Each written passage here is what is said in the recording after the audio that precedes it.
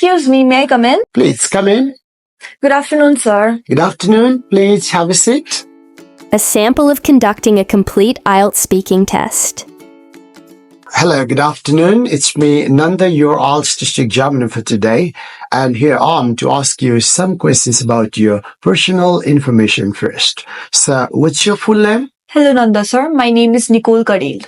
Well, how do you spell your name? My name is spelled Nicole, Nicole. Alright.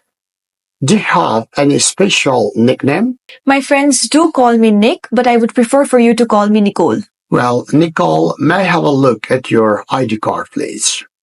Here you go. You can have a look at my passport. Thank you. This is just for your security purpose. Now, let's move further. Well, moving ahead, I would like to ask you some questions about stages of life. So, do you enjoy your current stage of life? I have very mixed feelings about my current stage of life. I feel like sometimes it's very hectic and stressful, while also sometimes it's extremely enjoyable. Currently, I'm in a transitional stage, which means that I've finished high school and I'm moving on towards my bachelor's degree. So sometimes I'm overburdened with university stress about scholarships, different exams, while also simultaneously enjoying times with my friends and families while not being burdened by the different stress of the outside world. Alright, so in which stage of your life were you the happiest? The stage of my life that I enjoyed the most would have to be when I just started high school. So I was a young teenager back then. And at that time, I was not stressed. I was not worried about anything about moving on further in life, such as universities, my further career goals. I could just enjoy my time with my friends. I could just enjoy my time with my family members and just focus on very mundane things such as my terminal examinations or the sports that I was taking part in. Well, so which stage of your life do you think is the most important? I believe that the current stage of my life has to be the most important. As I previously said, it is a transitional stage from being a teenager to slowly transforming into an adult. So in this stage, I have to take very important decisions about my future, about my careers, and it can be life-changing, life-transforming. So this stage is extremely important. Right, so what's your plan for your next stage of life? The next stage of my life will heavily depend upon the decisions that I make in my current stage. So I plan to take the next stage of my life very slowly, step by step, and focus on my academics while also diverting some of my attention to my career as well. So I don't plan to overwhelm myself with different kinds of activities. I just plan to stay consistent in the next stage of my life. Well, let's now discuss handwriting. So, do you often write with a pen? I'm currently a student, so I frequently use pen.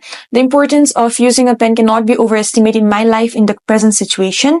So I use pen for a wide array of reasons. For example, I use it for taking notes during classes or giving my examination or simply small tasks like noting down someone else's numbers. So I use pen frequently, very often. Can we tell someone's personality from his or her handwriting? Yes, I believe that handwriting is a huge indicator of someone's personality. For example, if someone has a messy handwriting, I will often assume that the person's personality is also a little bit erratic and messy.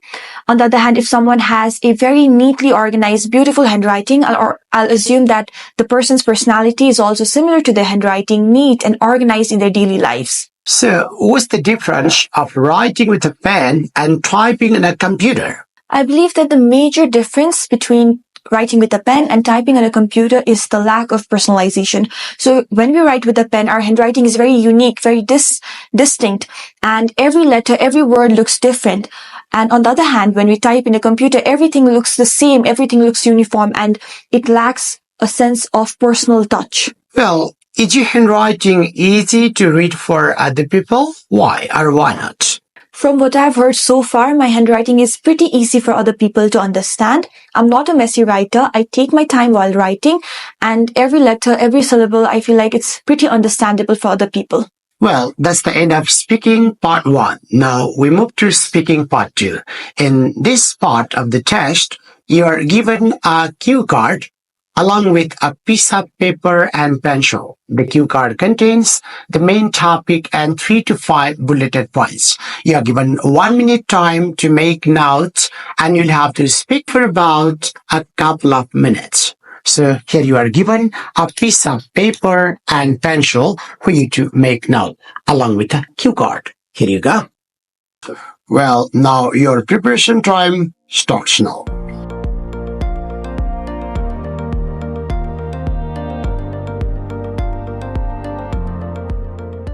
Well, it's time. Now, let's start your response. In order to talk about an achievement that made me extremely proud, we have to go a bit further down the memory lane when I won the title of Best Debater. So this all happened when I was in middle school. So I was in grade 8. And to understand why this was such a huge achievement for me and why I was so proud of it, I'll have to explain to you about what happened earlier.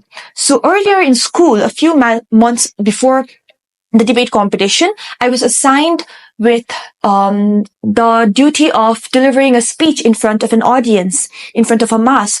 And I had prepared well for that. But when I stepped foot on the stage, I faced severe stage fright and I froze on the stage. I couldn't utter a single word and I had something similar to a panic attack. So I completely failed the task that was given to me, and I felt like I had made a fool out of myself. And this time when I was taking part in a debate competition, it was like an opportunity for me to prove myself again, to prove to everyone that I was not just some scared little girl, that I could actually speak properly in front of other people. And I was extremely nervous for it. It was like I was pushing myself forward because obviously after facing something like that embarrassing in front of so many people, you don't want to go on the stage and you don't want to confront an audience. But still, I pushed myself and I prepared vigorously for the debate competition. And when the day finally arrived, I was extremely nervous. I was so anxious the entire day waiting for my turn.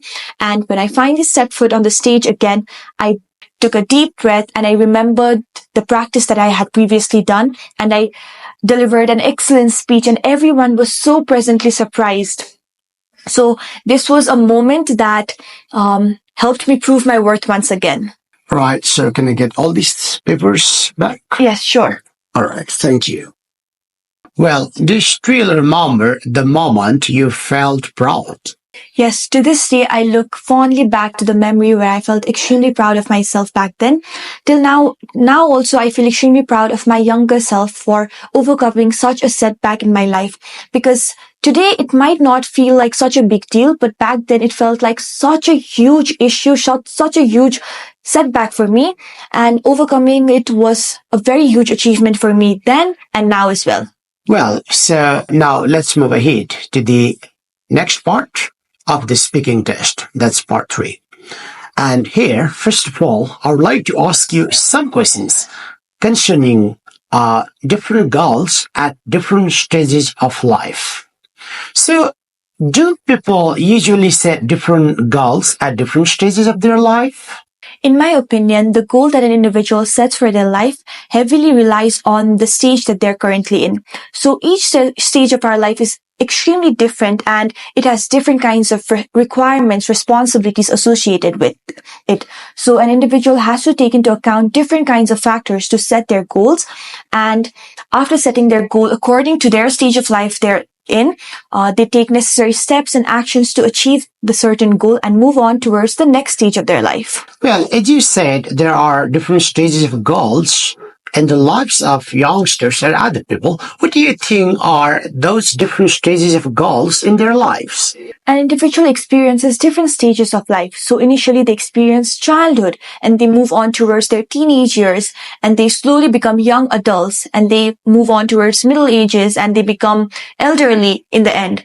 So the goals associated with all of these stages are extremely different. So a child's goal can be extremely simple, such as receiving chocolate from their parents, and a teenager's goals can be a little bit more complex, for example, acing their examinations, and a young adult's goals can be more different and more complex, for example, achieving or getting admission into their dream university, moving on towards their careers, achieving different kinds of dreams.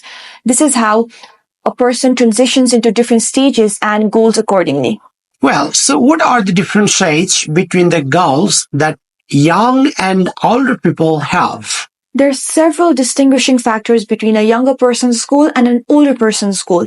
For example, a younger person's goal can be a little bit more simpler and more self-centered because as a young person, they don't often bear the responsibility of other people. For example, they don't bear the responsibility of their spouse or their family because they're too young for that. But in contrast, an older person bears the responsibility of their children, their spouse, their parents. They have to look after so many people. So their goals naturally become a little bit more complex and they not only have to think about themselves, but also other people, and their goals and achievements directly affect other people as well. How can people get better at achieving their goals in lives? I believe the first step would have to be setting an appropriate goal. So we should not be over ambitious and set an unrealistic goal in our life. So setting an appropriate goal provides us with guideline about what we want to achieve, what actions we want to further take to achieve that certain goal. And after that, we have to be clear about the things that are necessary to achieve our goal, and we have to be consistent and hardworking and consistently move forward to achieve our goals. So when do people feel proud of themselves? Individuals can feel proud of themselves for different reasons. So for instance, a person can be over the moon for securing a job interview. On the other hand, a person can also be proud of themselves for learning how to play a musical instrument. So I believe that a person can feel proud of themselves, and this feeling depends upon an individual and their achievements, and it is different for everyone. What sorts of goals could be considered unrealistic? We have to take into account different factors to consider a goal unrealistic. For example, we can take into account someone's finance or someone's hard work or someone's educational background. So if a person sets a goal of becoming a millionaire, but just sits around all day and does nothing to achieve that goal, then that goal can be called unrealistic. Is it important to have goals in life? It is extremely essential for a person to set different kinds of goals in their lives to mainly know their purpose in life. So after setting a goal, a person knows what they need to achieve and the actions that they need to take, the steps they need to take to achieve certain goal. So if a person fails to set goals in their life, they can be extremely scattered and all over the place, and they do not know what they need to do, what their future steps should be. So setting a goal in our life is extremely important. Well, thank you. That's the end of your speaking test. And it's a pretty impressive speech. You've got 8 in fluency and coherence.